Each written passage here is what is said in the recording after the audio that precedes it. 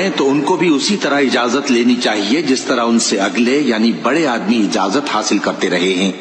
اس طرح اللہ تم سے اپنی آیتیں کھول کھول کر بیان فرماتا ہے، اور اللہ جاننے والا ہے، حکمت والا ہے۔ اور بڑی عمر کی عورتیں جن کو نکاح کی توقع نہیں رہی اور وہ زائد کپڑے اتار کر سر ننگا کر لیا کریں تو ان پر کچھ گناہ نہیں، بشرطے کہ اپنی زینت کی چیزیں نہ ظاہر کریں، اور اگر اس سے بھی بچیں تو یہ ان کے حق میں بہتر ہے، اور اللہ سنتا ہے، جانتا ہے۔ نہ تو اندھے پر کچھ گناہ ہے اور نہ لنگڑے پر اور نہ بیمار پر اور نہ خود تم پر کہ اپنے گھروں سے کھانا کھاؤ، یا اپنے باپ دادا کے گھروں سے، یا اپنی ماؤں کے گھروں سے، یا بھائیوں کے گھروں سے، یا اپنی بہنوں کے گھروں سے، یا اپنے چچاؤں کے گھروں سے، یا اپنی پھوپھیوں کے گھروں سے، یا اپنے ماموؤں کے گھروں سے، یا اپنی خالاؤں کے گھروں سے، یا اس گھر سے جس کی کنجیاں تمہارے ہاتھ میں ہوں، یا اپنے دوستوں کے گھروں سے۔ اور اس کا بھی تم پر کچھ گناہ نہیں کہ سب مل کر کھانا کھاؤ یا جدا جدا۔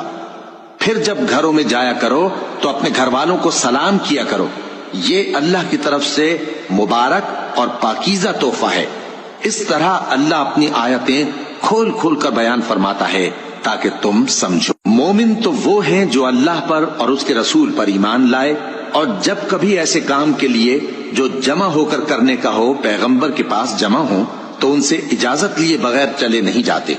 اے پیغمبر، جو لوگ تم سے اجازت حاصل کرتے ہیں وہی اللہ پر اور اس کے رسول پر ایمان رکھتے ہیں، سو جب یہ لوگ تم سے کسی کام کے لیے اجازت مانگا کریں تو ان میں سے جسے چاہا کرو اجازت دے دیا کرو، اور ان کے لیے اللہ سے بخشش مانگا کرو، کچھ شک نہیں کہ اللہ بخشنے والا ہے، مہربان ہے۔ مومنو، پیغمبر کے پکارنے کو ایسا خیال نہ کرنا جیسا تم آپس میں ایک دوسرے کو پکارتے ہو، بے شک اللہ کو وہ لوگ معلوم ہیں جو تم میں سے آنکھ بچا کر کھسک جاتے ہیں۔ تو جو لوگ ان کے حکم کی مخالفت کرتے ہیں ان کو ڈرنا چاہیے کہ ایسا نہ ہو کہ ان پر کوئی آفت پڑ جائے یا تکلیف دینے والا عذاب نازل ہو۔ دیکھو، جو کچھ آسمانوں اور زمین میں ہے سب اللہ ہی کا ہے، جس طریق پر تم ہو وہ اسے جانتا